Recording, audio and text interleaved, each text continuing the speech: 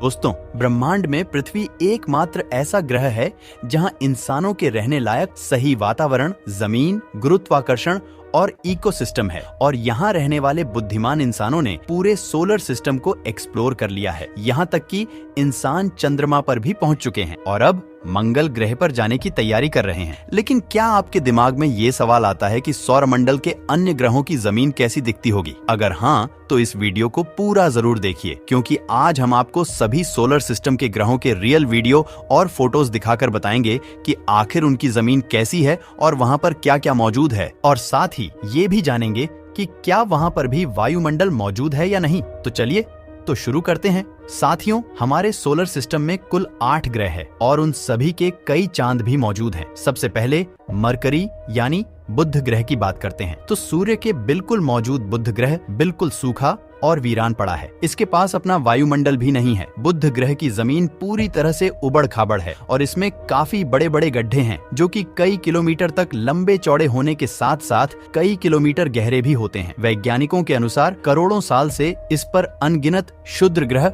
और धूमकेतु की टक्कर होती रहती है, जिस वजह से इस पर इतने बड़े गड्ढे बने हैं। अगर आप बुध ग्रह की सतह को ध्यान से देखेंगे तो ये बिल्कुल हमारे चंद्रमा जैसा दिखेगा। बुध ग्रह का व्यास लगभग 4,80,000 किलोमीटर है। सूर्य के सबसे पास होने और वायुमंडल न होने की वजह से बुध ग्रह पर तापमान का कोई नियंत्रण नहीं है। दिन के समय बुध ग्रह का तापमान 427 डिग्री तक पहुंच जाता है और रात को इसका तापमान गिर के -176 डिग्री तक चला जाता है। यानी इंसान किसी भी वक्त बुध ग्रह पर कदम नहीं रख सकता। एक और इंटरेस्टिंग फैक्ट ये है कि बुध ग्रह का गुरुत्वाकर्षण पृथ्वी के गुरुत्वाकर्षण का 38% है। यानी पृथ्वी पर अगर आपका वजन 100 किलो है तो वो बुध पर 38 किलो ही होगा। चलिए बात करते हैं दूसरे ग्रह वीनस यानी शुक्र की। शुक्र को इस सोलर सिस्टम का सबसे गर्म प्लैनेट कहा जाता है। भले ही बुध ग्रह सूर्य से ज्यादा नजदीक हो, लेकिन उसके खुद का वायुमंडल न होने की वजह से उसकी सतह पर सूर्य की गर्मी टिक नहीं पाती। लेकिन शुक्र ग्रह के पास अपना वायुमंडल है जो कई किलोमीटर मोटी सल्फ्यूरिक एसिड के बादलों से ढका हुआ है। इस खतरनाक एसिड की मोटी परत की वजह से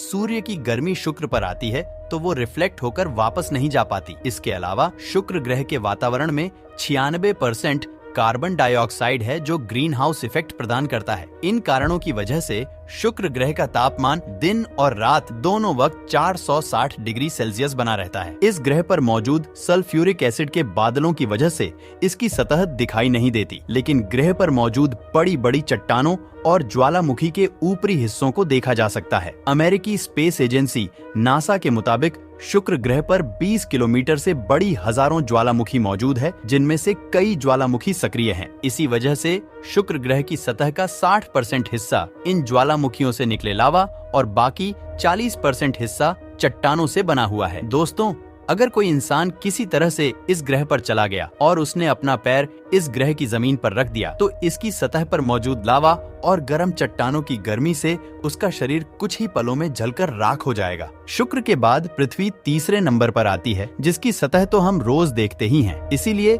इसकी बात न करके थोड़ी चंद्रमा की बात कर लेते हैं। चंद्रमा पृथ्वी के अलावा सोलर सिस्टम की एक ऐसी जगह है जहां पर इंसान कदम रख चुके हैं। चंद्रमा की सतह काफी उबड़ खाबड़ है और इस पर कई बड़े बड़े गड्ढे भी मौजूद हैं। चांद के पास खुद का वायुमंडल नहीं है, इसलिए यहाँ इंसान स्पेस सूट के बिना जीवित नहीं रह सकता। और बाकी आप रोज रोज चंद्रमा की बातें सुनकर बोर हो ही चुके होंगे, तो चलिए आगे बढ़ते हैं, यानी मंगल ग्रह की सैर पर। पृथ्वी के बाद सूर्य से चौथे नंबर पर आने वाले प्लेनेट की सतह लाल रंग की है, इसलिए इसे रेड प्लेनेट भी कहा जाता है। दरअसल मंगल ग्रह की जमीन पर काफी अधिक आयरन और अन्य खनिज पाए जाते हैं और इसी आयरन का ऑक्सीकरण होने की वजह से यहाँ की सतह लाल है। मंगल ग्रह पर ठंडा और पतला वायुकरण है, जिसकी वजह से सूरज की ज्यादा गर्मी सतह से टकराकर फिर से अंतरिक्ष में चली जाती है और पानी ज्यादा देर तक लिक्विड फॉर्म में नहीं रह पाता। मंगल ग्रह पर आयरन की धूल से भरी आंधी के बवंडर चलते हैं। तापमान की बात करें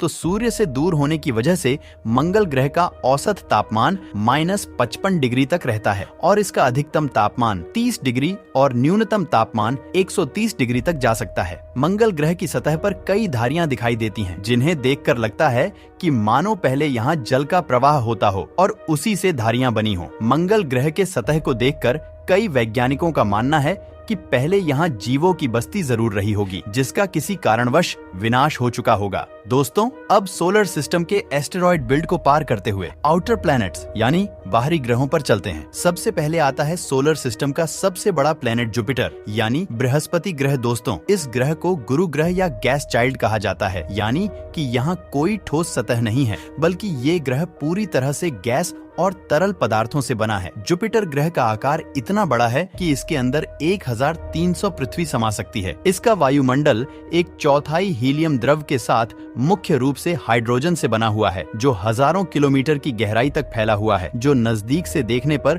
तूफानी बादलों के रूप में दिखाई देता है। दोस्तों, बृहस्पति ग्रह को सोलर सिस्टम का वैक्यूम क्लीनर भी कहा जाता है, क्योंकि ये सौरमंडल में आने वाले भारी उल्कापिंडों को अपनी तरफ खींच लेता है, और अगर ऐसा ना होता तो शायद वे उल्कापिंड पृथ्वी या अन्य ग्रहों से टकराकर तबाही मचा देते। इसी तरह साल 1994 में एक बड़ा धूमकेतु पृथ्वी की तरफ आ रहा था, लेकिन बृहस्पति ने उसे अपनी तरफ खींच लिया और एक भयंकर विस्फोट के बाद सब शांत कर दिया। दोस्तों, बात करते हैं सैटर्न यानी शनि ग्रह की। इसके चारों ओर एक खूबसूरत रिंग दिखाई देती है, जो जमी हुई बर्फ के छोटे छोटे पार्टिकल और चट्टानों के टुकड़ों से बनी है। जबकि बर्फ सूर्य से आने वाली किरणों को रिफ्लेक्ट करती है, तो ये चमकती हुई नजर आती है। शनि एक ऐसा गैसीय ग्रह है जिसका वायुमंडल 96% हाइड्रोजन, 3% हीलियम और 1% अमोनिया और इथेन जैसी गैसों से बना हुआ है। इस ग्रह पर भी ठोस जमीन नहीं है, इसलिए अब इस ग्रह पर कदम नहीं रख सकते। जैसे जैसे शनि ग्रह के वायुमंडल में नीचे जाया जाता है, वैसे वैसे इसमें मौजूद हवाओं की रफ्तार तेज होती चली जाती है। और आपको ये जानकर हैरानी होगी कि शनि ग्रह पर बहने वाली हवा की रफ्तार 18 से 2000 किलोमीटर तक चलती है। इसलिए किसी भी स्पेस मिशन को इस ग्रह के पास तो भेजा जा सकता है, लेकिन इस गैसीय गोले के ज्यादा अंदर भेजना नामुमकिन है, क्योंकि ये हवाएं स्पेसक्राफ्ट के चिथड़े उड़ा देंगे। तो दोस्तों, ये वीडियो यहीं तक, बाकी के ग्रह हम अपनी अगली वीडियो में कवर करेंगे। अगर आपको ये वीडियो अच्छी लगी हो तो वीडियो को लाइक और चैनल को सब्सक्राइब जरूर करें। मिलते हैं अगले वीडियो में।